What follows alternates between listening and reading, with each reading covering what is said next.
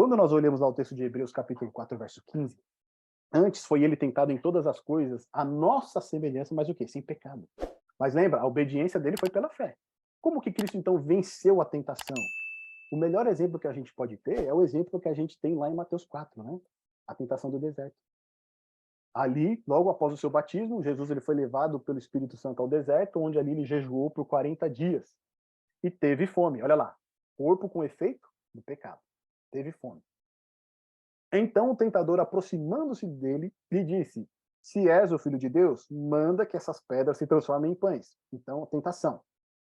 Jesus, porém, respondeu: está escrito, não só de pão viverá o homem, mas de toda a palavra que procede da boca de Deus. Como é que Cristo responde a essa tentação aqui do maligno? Pela fé na palavra de Deus. Transforma essa pedra em pães. Não só de pão viverá o homem, mas de toda a palavra que procede da boca de Deus. Mas Satanás não se dá por satisfeito, então ele tenta novamente. Então o diabo levou a cidade santa, colocou sobre o pináculo do templo e lhe disse: se és filho de Deus, atira-te abaixo, porque está escrito. Agora ele vai usar as escrituras, né? Aos seus anjos ordenará a teu respeito que te guardem, e eles te susterão nas suas mãos para não tropeçares em alguma pedra. Respondeu-lhe Jesus: também está escrito, não tentarás o Senhor teu Deus. De que maneira Cristo vence essa segunda tentação? Pela fé na palavra de Deus. Mas daí Satanás tenta mais uma oportunidade. Levou ainda o diabo a um monte muito alto, mostrou-lhe todos os reinos do mundo e a glória deles. Ele disse: tudo isso te darei, se prostrado me adorares. Então Jesus lhe ordenou: retira-te, Satanás, porque está escrito: ao Senhor teu Deus adorarás, e só a ele darás culto. Com isto deixou o diabo, e eis que vieram os anjos o servir. Em todas essas investidas de Satanás, Cristo ele permaneceu firme unicamente pela fé na palavra de Deus. Ele não usou o seu poder divino. Satanás tentou fazer com que ele usasse o seu poder divino. Mas o que ele fez? Confiou em Deus. Confiou na palavra de Deus. Tomou posse da palavra de Deus. E pela fé, ele resistiu ao tentador. Tiago, no capítulo 4, verso 7, vai dizer o quê? Sujeitai-vos a Deus e resiste ao diabo, e ele se apartará de vós. O que é se sujeitar a Deus? É se entregar totalmente ao Senhor e confiar nele. É ter fé plena em Deus. Se você tem fé plena em Deus, o diabo ele não vai te tentar de uma maneira indefinida. Vai chegar uma hora que ele vai ser lançado fora. Tá certo? E foi isso que Cristo demonstrou aqui. Ele não usou poder divino para vencer a tentação, mas ele utilizou unicamente a fé na palavra de Deus. Foi uma vitória obtida pela fé na palavra de Deus. Não é fantástico isso? Preto.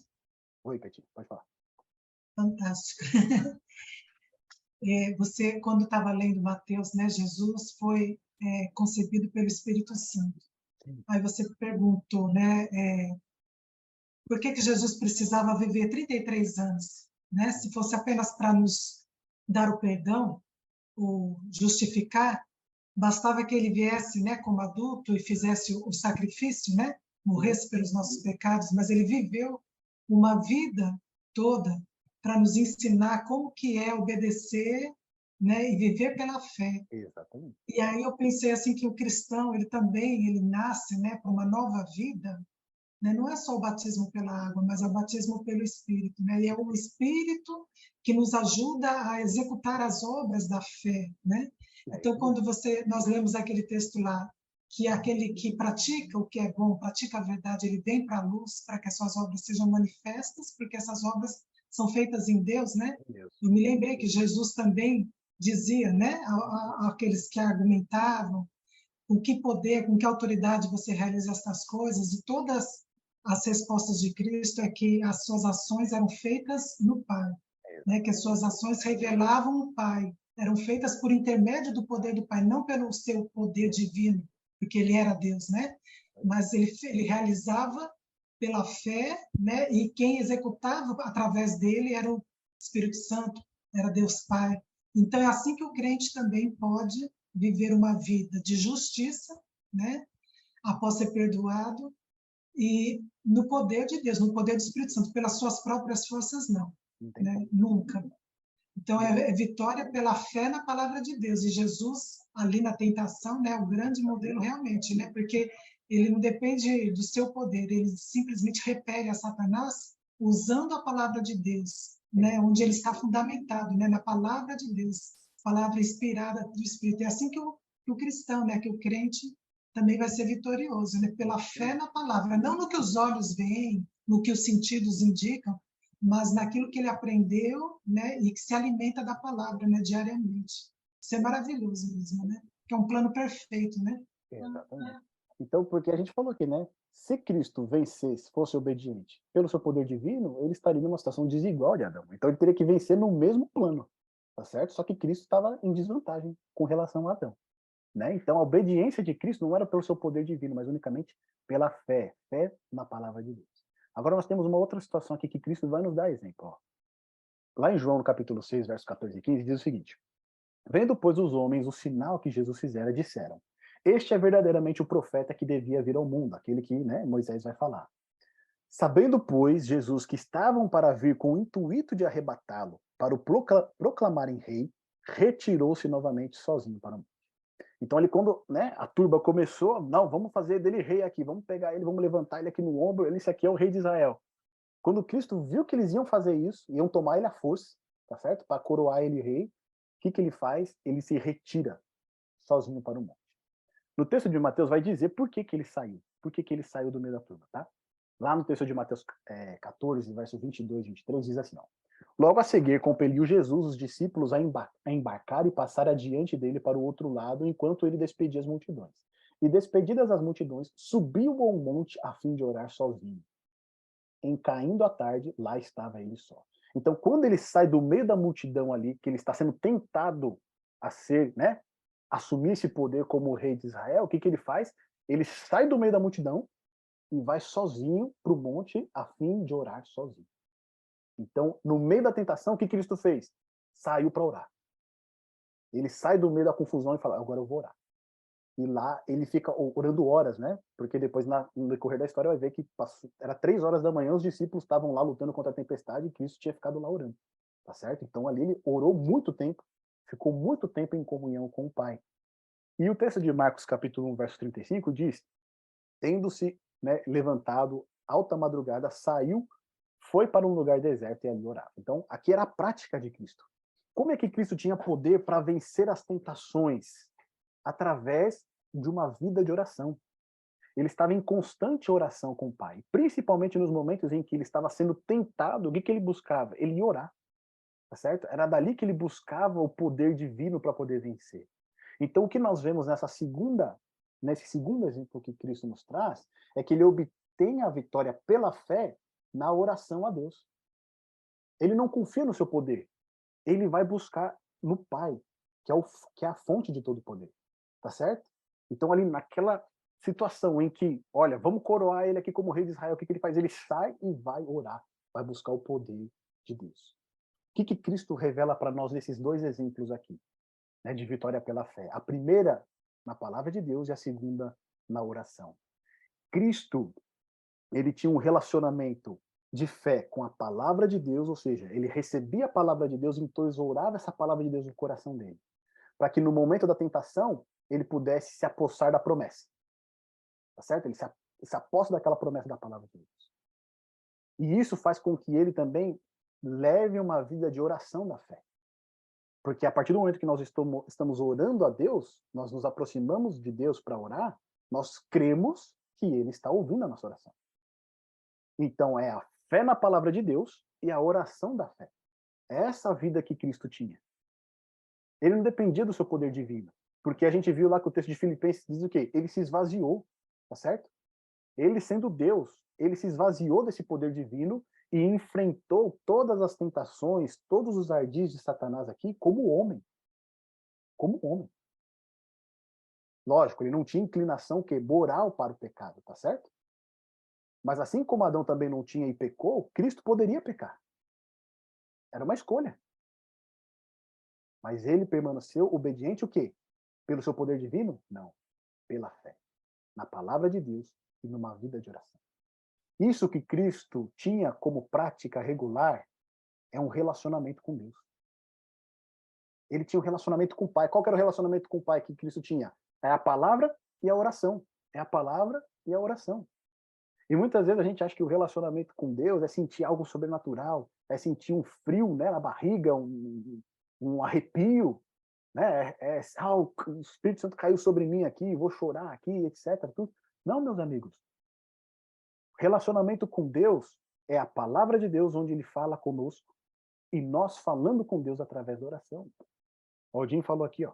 Quem vive pela fé na palavra está sempre forte, pois a obediência e fé na palavra é o alimento suficiente. É isso mesmo, né? Nem só de pão viverá o homem, mas de toda a palavra que procede da boca de Deus. É isso que nos dá sustentação, é isso que é mais importante para nós. Cristo colocou a palavra de Deus como o item máximo que nós precisamos para ter a nossa fé revigorada, para ter a nossa fé sustentada. Mas é necessário também uma vida de comunhão com o Pai através da oração. Isso é relacionamento com Deus.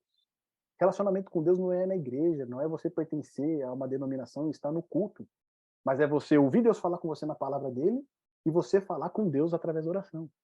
Só que o que a gente vê muito hoje, infelizmente, é gente que só ora, só pede, só pede, só pede, só pede, mas não quer saber o que Deus tem para falar através da sua palavra. Né? Não é chato quando isso acontece? Quando você encontra aquela pessoa, né? Já conheceu, né? Eu acho que todo mundo tem, né? Aquela pessoa que só sabe falar de si. Né? Só, meu problema é esse, meu problema é maior que o seu, não sei o quê, não sei o quê. E não abre espaço para você falar um pouco da sua vida. Uma vida na qual nós só fazemos orações a Deus pedindo as coisas e colocando nossos problemas diante dele, mas não recebemos a sua palavra na Bíblia, é um relacionamento desse tipo. Eu só falo com Deus, mas não deixa ele falar comigo. Deus fala conosco através da sua palavra. Muitas pessoas dizem, olha, eu queria ouvir a voz de Deus, né? Queria ver o Espírito Santo falar comigo, né? Falar na minha mente, de uma maneira clara, audível. Meus irmãos, não precisa disso. Ele já deixou a palavra dele. Tá certo? É mais simples. Ele já deixou a palavra, basta que você abra e leia. Tá bom? Agora, olha só que interessante. Cristo, o que ele vai falar a respeito dele próprio? Nós vimos aqui dois exemplos dele. A palavra, a fé na palavra de Deus, fé através da oração.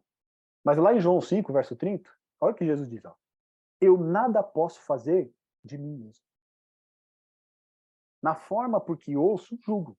O meu juízo é justo, porque não procuro a minha própria vontade, e sim a daquele que me enviou. Então, nessas palavras, Cristo ele diz que ele tem uma dependência completa do Pai.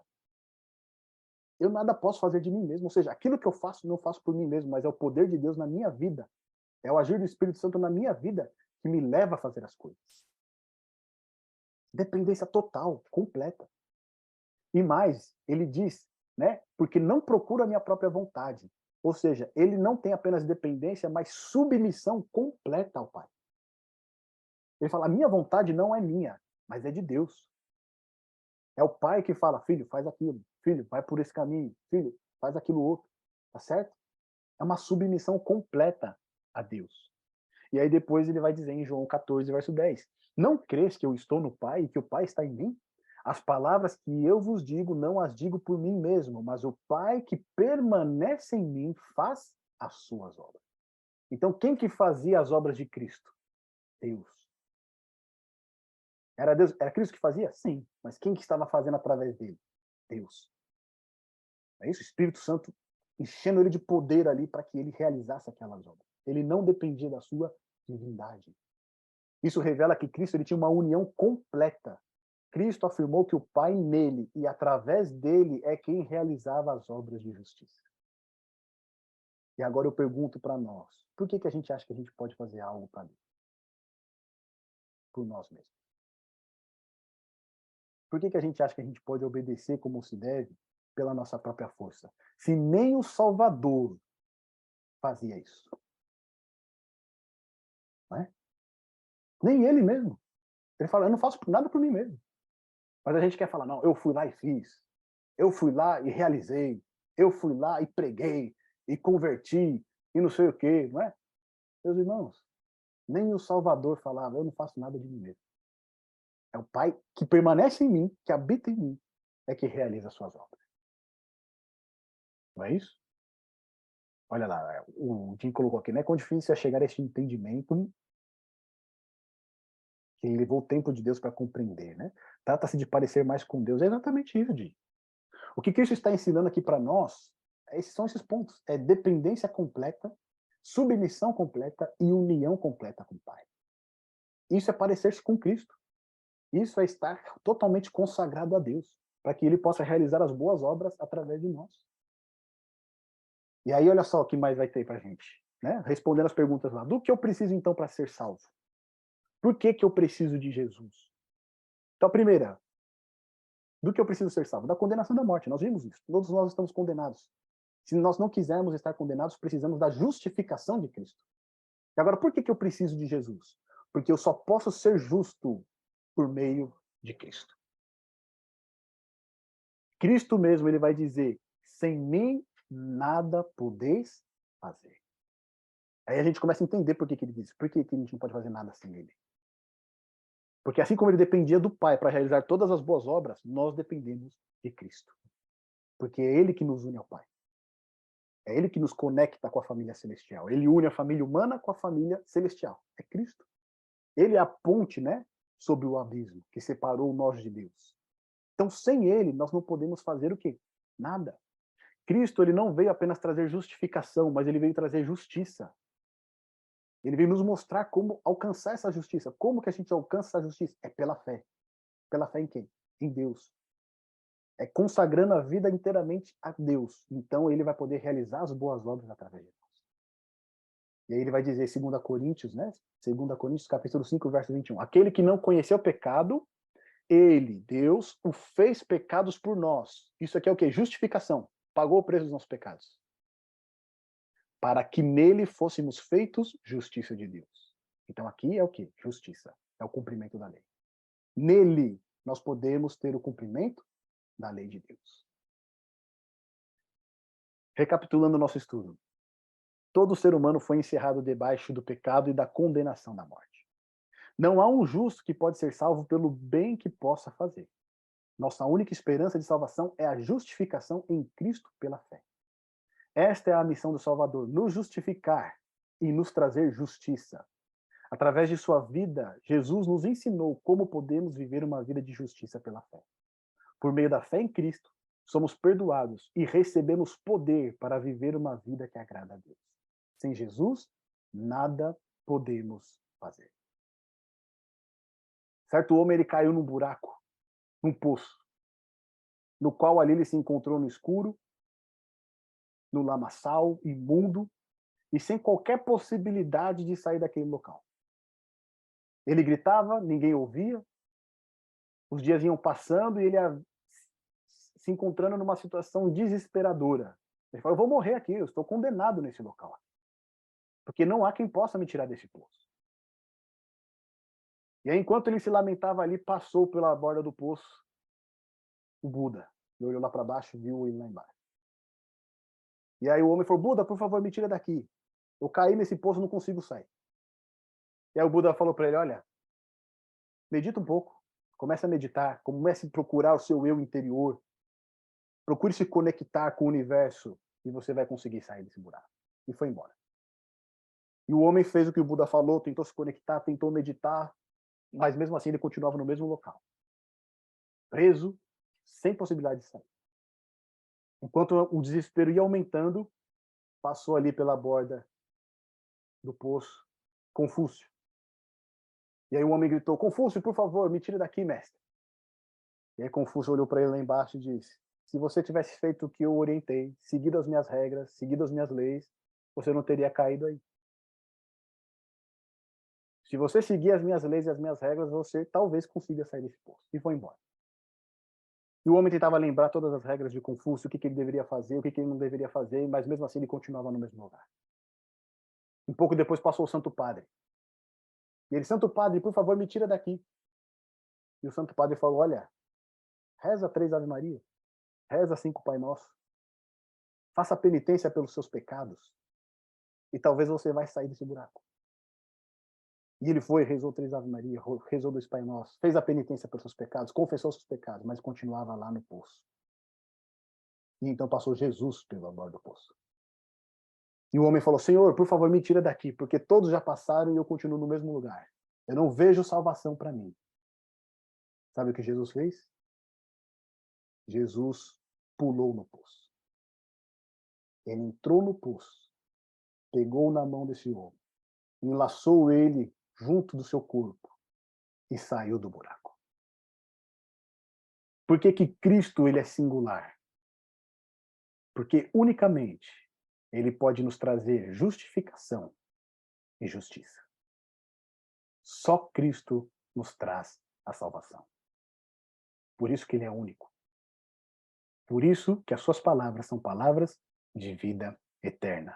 E sem ele, nós não podemos fazer nada. Podemos querer ser as melhores pessoas através de disciplina, através de nos obrigando a cumprir certos ritos. Mas se não for por meio da fé, se não for através do exemplo que ele nos deixou, tudo isso não passa de trapo de imundícia. Cristo quer que nós tenhamos as obras de justiça, obras da fé, obras do poder de Deus em nossa vida. E isso nós só conseguimos através de Jesus, o nosso Salvador. Tá bom, meus amigos? Indicação de leitura aqui, então, para a gente encerrar. Esse livro aqui, ó, Cristo, Nossa Justiça. Tá bom? Esse aqui é um livro do Arthur Daniels, acho que ele foi presidente da Igreja Adventista durante um período, e diz aqui pra gente, ó. Para os adventistas do sétimo dia, justificação pela fé é mais do que um tópico da teologia, é um tema essencial de sua identidade e missão. Inicialmente, a forte ênfase no sábado bíblico e na validade da lei no período do Novo Testamento fez com que alguns dos primeiros adventistas perdessem de vista a centralidade da justiça de Cristo.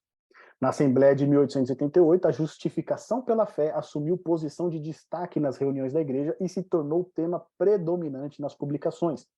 Nem todos compreenderam a nova ênfase que foi objeto de controvérsia. A atuação de Ellen White, ao reafirmar a mensagem e explicar sua conexão com a essência da pregação adventista, foi determinante para definir com mais clareza a mensagem e a missão da igreja. Tá bom? Então, a Igreja Adventista do Sétimo Dia, o que destaca ela das demais denominações? É a questão da lei de Deus, tá certo? É o sábado. É a lei de Deus, é o sábado, e outras questões. Porém, muitos acabaram deturpando essa questão e perderam de vista o quê? A justiça pela fé, tá certo? A justiça de Cristo. Então, colocaram as obras na frente da justiça do Salvador. Então, aqui esse livro ele vai enfatizar como que é importante, né? Colocar a justiça de Cristo no devido lugar. Porque somente as demais coisas fazem sentido. Se não for a justificação pela fé e a justiça pela fé, nada mais faz sentido. Tá bom? Então esse livro aqui é uma recomendação de leitura. Lembrando que no vídeo do YouTube eu coloco no link na descrição do vídeo para você ler o livro online. Esse livro aqui a gente não tem em português, tá bom? Se você quiser em português, vai ter que comprar lá na casa publicadora. Mas o livro em inglês é possível, sim, você ler ele gratuitamente, mas aí, né, é para aqueles que entendem aí do inglês, tá bom? Mas é um livro fantástico também, recomendo a leitura para todos. E o hino, tá bom? Que eu vou indicar aqui, o hino 143, Ao Olhar para a Cruz. Que ali diz, né? Andei tão cego sem rumo certo, buscando a paz e descanso. Eu procurei por tantos meios justificar meus erros, mas ao clamar, meus olhos abri. E aí vem o refrão, e ao olhar para a cruz, eu entendo o amor derramado ali por mim. Sacrifício de sangue por um pecador, não sou merecedor, tua graça me alcançou. Tá bom? Então aqui é a recomendação de um louvor também para você meditar aqui nessas palavras. Tá certo, meus amigos? E no próximo estudo, então, a gente vai ver a nossa justiça, tá certo? A justiça da igreja de Deus, olha lá. Eu fui mudando os títulos durante a preparação dos estudos, porque como eu vou confessar que esse aqui foi o estudo mais difícil que eu fiz, tá? Mas a gente mudou lá. A justiça de Cristo, até da Cristo, de Cristo e a nossa justiça. A gente vai compreender um pouquinho melhor, então, como que nós, né, exercemos essa justiça de Cristo na nossa vida no próximo estudo. Tá bom, meus amigos? Fica aqui, então, as recomendações e aí esse tempinho aqui para vocês quererem aí esclarecer qualquer dúvida, fazer qualquer comentário, fiquem à vontade, tá bom?